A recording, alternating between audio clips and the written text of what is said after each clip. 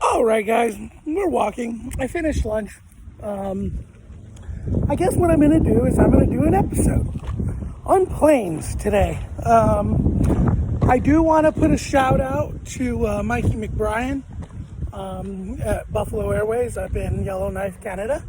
I guess your guys' TV show is really what got me into these planes. So thank you for that. But as for where we're at, I don't know how you say it, but we're at Flabob Airport, or Flabob Airport. And this is the biggest accumulation of DC-3s I've seen, at least flying ones. There's a guy, there's the one there.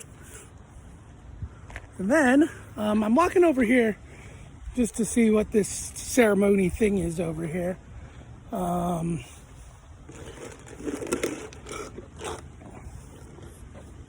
Roman Warren, the cowboy aviator who opened Riverside Airport in a short distance northeast of this point in 1925. Flavio Madariaga and Bob Bogan, who founded the present Flabob Airport in 1943 and built here a world-famous haven for grassroots aviation. So, it sounds like this airport was created for cowboy aviators. I guess one of my favorite aviators, I guess if we're doing this, we're going to talk about Mr. Howard Hughes. Howard Hughes came up with one of the coolest planes of all time, the H-4 Hercules. Still to this day, it has the largest wingspan of any plane ever made. Just absolutely a ridiculous plane that, as he said, and he did, if it does not fly, he would leave the country and he would not come back.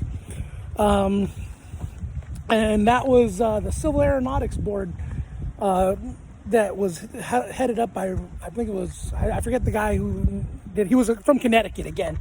Connecticut seems to have like some very unique politics coming out of it. But anyways, that's not what we're talking about. So Howard Hughes had this whole civil aeronautics bill that was against him, and pretty much Pan Am with one trip, they were trying to take over the transcontinental airway kind of thing. So Howard Hughes, he actually purchased TWA Airlines, and he actually ran TWA for a long time.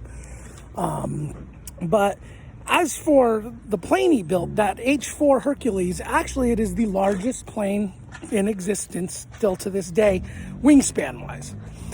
It did fly in Long Beach Harbor. You can see it. It did really happen. And then it was parked. And it was parked in that big dome in Long Beach over by the Queen Mary. So we've talked about that in another episode before. But here we are, and I am sitting next to this beautiful DC-3. She actually is a C-46, I believe. Just judging by some of the characteristics of this plane. It has the big door in the back. All in all, the plane is actually in really good condition. Got no flaps on it right now, or ailerons, I guess, is what those are technically. These are the fabric covered pieces that go on this plane right there, as you can see. But I'm going to go ahead and stop right here in babbling, and what we'll do is I'll flip the camera, and let's just walk around this beautiful warbird and see what she's all about. I've never even seen this plane, so let's take a look. All right, guys, so as I was saying, here we are with tail number 4-76588. She was from the U.S. Air Force. Like I said, definitely a C-46, judging by the door configuration here. But you can tell these planes are big, but they're really not massive, you know? Looks like everything that is fabric wrapped, with the exception of the rudder, is gone. Even the little main rudder, the little tail rudder is gone. So, yes, it does actually look like everything. Oh, no, that's still fabric wrapped. So the rudder is still fabric wrapped, but it's missing that secondary kind of little tail piece. and all the other ailerons and everything that's fabric wrapped. Essentially, it's missing. Gosh, these planes are just so beautiful. I love the tail draggers. There's something iconic about these planes, and the fact that we're coming up on these planes being almost 100 years old is incredible. That there's still 4 of them 500 feet away from me that they flew this morning. They were flying airplanes just out there and doing their thing. So just because it doesn't have a computer, just because it doesn't have fuel injection, does not mean it can't fly, does not mean it cannot drive. Anything's possible. I mean, these are some of the best planes ever built by Douglas Aircraft. Some of them were built here in Santa Monica. Some of them were built in Oklahoma. So just kind of a unique thing. Here we are. Here's that Pratt & Whitney 1831 motor right there. You can see the cylinder banks stacked up inside. But just awesome. And you know it's still a good motor because she's still leaking oil. There is a joke that it ain't a radial engine if it ain't leaking. So yeah, these engines do tend to leak. One thing on these engines you do need to do is, I know this from watching some engine restores, you always want to make sure you pull the plugs on this bottom bank, because what happens is you'll actually try to you'll get a hydrolock kind of situation where you're trying to compress a liquid. So obviously a liquid does not compress, so what you've got to do is drain that plug, make sure it's all good. Usually there's a procedure that you can follow. I don't remember what it is, but you actually take the propeller and you actually jog it a little, and you can really feel that resistance actually if there's any kind of hydrolock going on inside there. You can tell that they've pulled some of the flashings off here. It looks like there's no exhaust manifolds. Pretty clean actually up in there. Lines look pretty good. I mean, this plane probably could fly again someday if somebody put some love in it. Maybe it'll be me someday, I don't know. But let me tell you, just these things are just the coolest planes, guys. If you don't know the history of these things were literally what won us World War II. We had thousands of these things. We lost thousands of them. They're just incredible birds, man.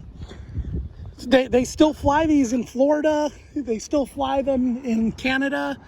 They still fly them up in the Arctic Circle. And there's probably a reason for it, because, you know,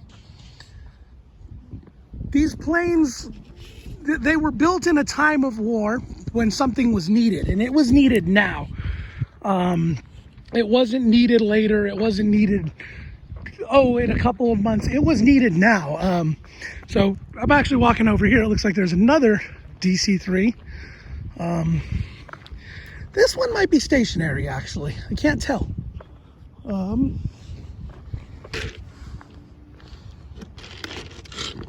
This is actually a really cool little airport here, guys. It's got like a Wright Flyer project. I don't know, maybe they actually have like a Wright Flyer in there. That would be really freaking cool.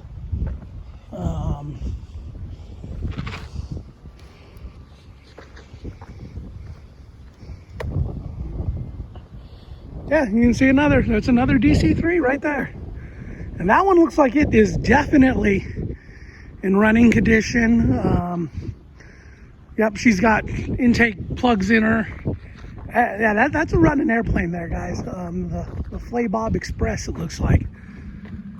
Don't want to go in here just because it's probably a secured area. So, yeah.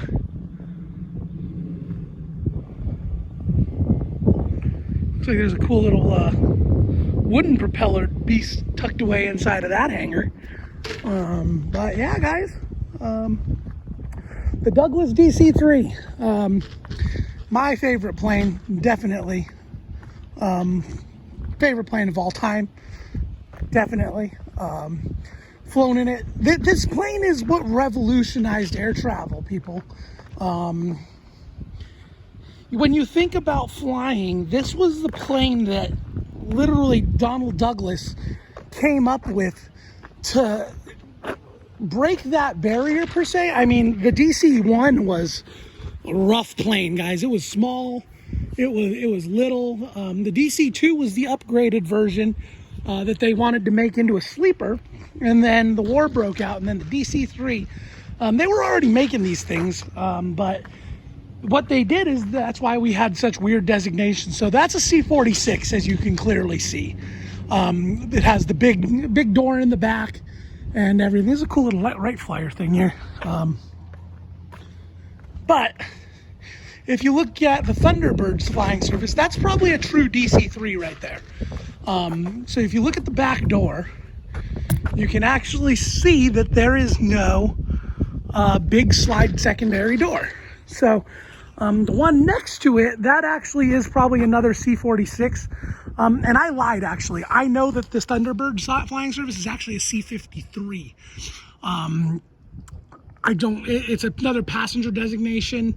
They kind of had some weird things that they did with the designations of these planes while they were doing it. So you had C-46s. They actually took the engines off of one of these planes and made it a glider at one point. So you can see that Flabob Express there. Another beautiful DC-3. But just awesome kind of being around these planes and knowing that they are almost 100 years old and they're still flying. One thing that is really cool, Basler actually takes these things and they put turboprops on them. So they pull that Pratt & Whitney 1831 off there, and these planes get retrofitted with a turboprop and a pair of turboprop engines that essentially take this thing and power them a little bit faster, a little bit higher, and they're just a little bit more capable at that point. You're already taking an extremely capable aircraft and making it even more capable. You're talking shorter. These planes have really awesome abilities for short takeoff abilities because they are a tail dragger. And the aerodynamics of this plane is just really, really cool. So here we are, Flabob Airport. I'm gonna go ahead and close this episode out here, guys. I mean, I don't know what else to talk about here. I do have my Avalanche that I need to do an episode on. I guess we could make it a joint episode at Flabob Airport. I can pull the Avalanche over here, maybe, and we'll do an episode on the Avalanche here, I guess, too. So we'll talk to you guys shortly. Keep daily driving hoopties, wrench every day, and like I said, maybe someday we'll have a daily flying hoopties, because I want one of these planes. My eventual goal in life is, by 2025, I'd love to have my pilot's license, and I'd love to have a twin engine pilot's license so I can pilot one of these into Santa Monica Airport. So Santa Monica Airport is actually where Donald Douglas had the factory over in Santa Monica. So that was his home field. That's where Donald Douglas was based. So they're actually closing that airfield here very, very shortly, unfortunately. But one thing that I've kind of, if I have the means and have the ability, I would love to actually take one of these planes and fly it back into Santa Monica before it closes. So that's what we're looking at, and we'll talk to you guys soon. All right.